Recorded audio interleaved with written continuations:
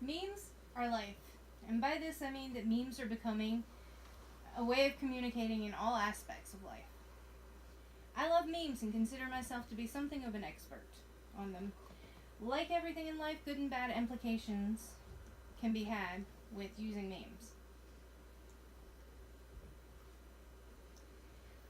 With the survey that I passed around to everybody, including some of my classmates online, which are shown with the DB, the discussion board, replies, and the survey found overall that taking the median score,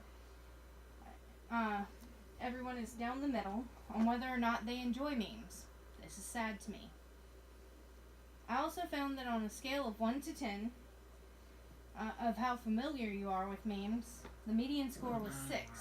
This tells me you know a little bit about memes. Then I found that on how important you think memes are, there was a median score of 4. Then more people thought that memes contribute to communication in a positive way, and I'm going to show how that is true. That said, I'm going to start with explaining exactly what internet memes are. What is a meme? The term meme was coined by Richard Dawkins, who was a British biologist in 1976. The Webster's Dictionary definition that goes along with that is an idea, behavior, style, or usage that spreads from one person to person within a culture. Beside this definition, I found the quote by Richard Dawkins that says, memes, which are discrete units of knowledge, gossip, jokes, and so on, are to culture what genes are to life. Just as biological evolution is driven by the survival of the fittest genes in the gene pool, cultural evolution may be driven by the most successful memes. The second definition I found, which is a little more specific to what people think of as memes, is an interesting or amusing item such as a captioned picture or video, or genre of meme that is spread widely online, especially through social media. Next slide, please. Some memes are not amusing or interesting, and that brings us to our next point. Offensive memes. Whenever we allow people the power to create, we will find that they create offensive things, whether it is offensive sculptures, or paintings, or movies.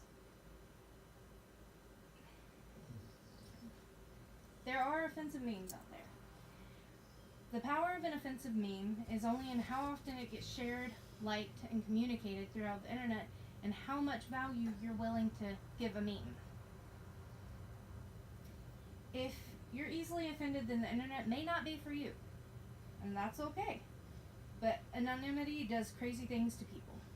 Next slide, please. At one point, I considered deleting my Facebook because when I logged on, it was all political memes and pass this or have bad luck forever memes. Then it occurred to me to use Facebook's features, specifically the ones that allow you to see some people first and some people not at all. I began to block people who posted memes that disturbed me, whether it was just mildly irritating or I didn't want to see it. And then I began to add groups and posters of memes that made me laugh and smile and inspired me.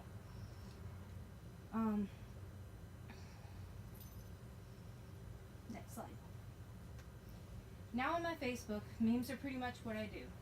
I like and share memes to my friends and family, and they often thank me for spreading the inspiration and the happiness to their timeline, which they wouldn't otherwise find. Next, please. It all comes down to how you want to use memes. For the power of good or evil, Prince EA is one of my favorite Facebook posters, as he posts a lot of inspirational videos and memes all the time. And Laura Clary is a really, really funny Facebook poster who just does the worst pickup lines in the world.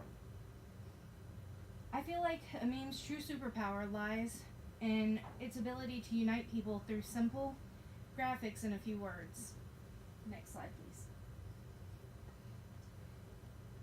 Critics say that memes take away from socialization. As Alexander Terry, a student at St. Joseph's College of Maine and a contributor to the Odyssey magazine, explains in his article, some thought email is terrible because mail should not be sent and received so quickly. Thoughts like these have always been present. For example, my mother did not want to get a microwave because food should not be heated up so quickly.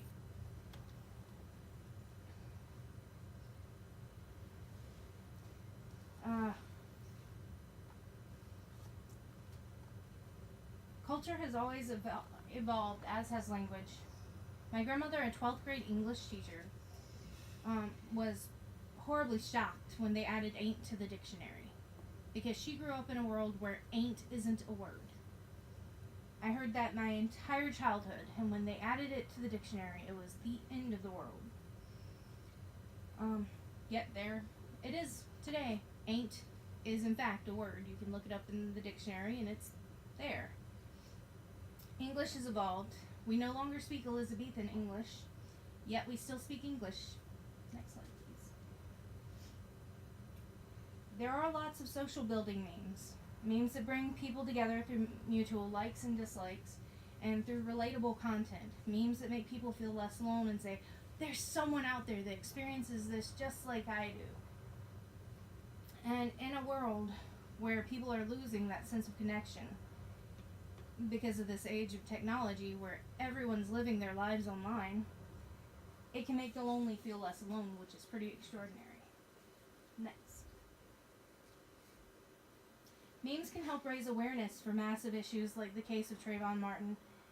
Enzio Mina, writer for The Atlantic, goes into depth in an article about memes, how memes kept Trayvon's case in the news and in the public eye. This started not by a funny meme, but by one man who tweeted about gathering together with other people wearing gray hoodies in a show of solidarity for Trayvon, as Trayvon was shot to death while wearing a gray hoodie. Next. Pictures of Trayvon started to circulate on social networking sites with his story. Some fake ones, like the one in the corner down here, got created and blasted off the internet, where the wrong guy was said to have been Trayvon Martin.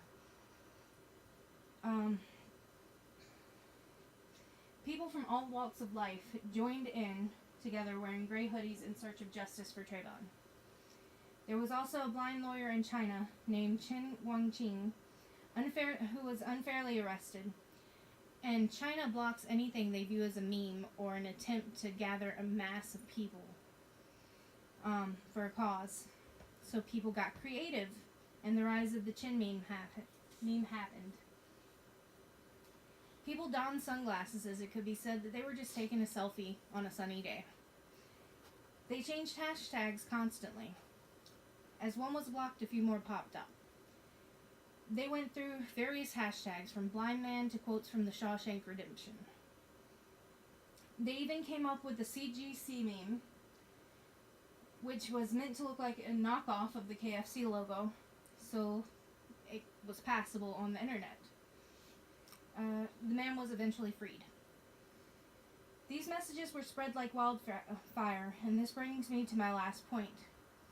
Memes are one of the quickest ways to send a message with inflection in a way that text alone sometimes can't. Next. Some say communicating through a meme can oversimplify communication. I say as individuals, we know what we want to communicate, and if what we're sending is communicating that message. If I needed to update someone on the health of a loved one, I would make a phone call. I wouldn't send a meme. I wouldn't send anything of the sort. I wouldn't do it via text. I'd pick up a phone. But if I was invited to a party or a baby shower and I just want to say, yay, I'm so excited, I might send a meme to convey that in a more authentic way than, yes, I'd love to attend your party, as you can't really express inflection while online.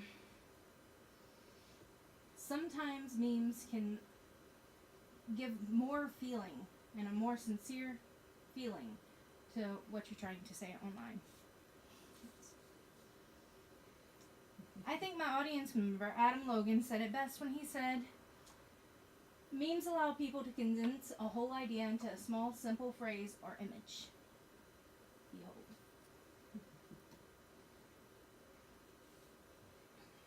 Some ways memes get used today for this purpose are using them as announcements, whether it's a pregnancy announcement, an engagement announcement that says, I loved her first, this funny engagement announcement, all of these little pregnancy announcements. And memes have become so much a part of the culture that they have become games that people play. So you've got What Do You Meme? My favorite. You've got Meme the Game. You've got the Game of Meme.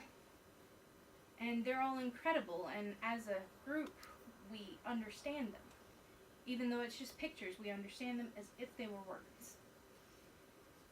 Next slide, please. It has become so easy to create your very own meme. There are thousands of apps out there designed specifically to create memes. You upload a picture, and they also have a picture bank of all the most common used meme pictures, and you enter your text. You save it, and you share it. And that's it. So if you just wanted, say I wanted to turn the picture of Adam into a meme to send his sister, Amber, that's easy enough to do, right there. And then they are used in messaging, texting and messaging. And they convey thoughts pretty well in a way that maybe otherwise would take a paragraph to say. Like, I'm the best at dank memes. This face says it all. Next slide. Communication is, always has been, and always will be what we make it. There's no one-size-fits-all way to communicate anything. Memes may not be for everyone, and that's okay, but memes are a great way to find a quick laugh or convey a quick message. They unite people through shared interest and humor in a day where meeting people is forever getting harder. We as humans are ever-changing and evolving in everything, including how we express ourselves. I encourage everyone to try the meme life just for a while and see what can be gained. Find a meme that makes you giggle for no reason, or a meme that starts a movement, whatever floats your boat. Just remember that memes aren't inherently evil, and they're not changing society in a bad way. Memes are what you make them to be. Sometimes literally, and for some of us, memes are life.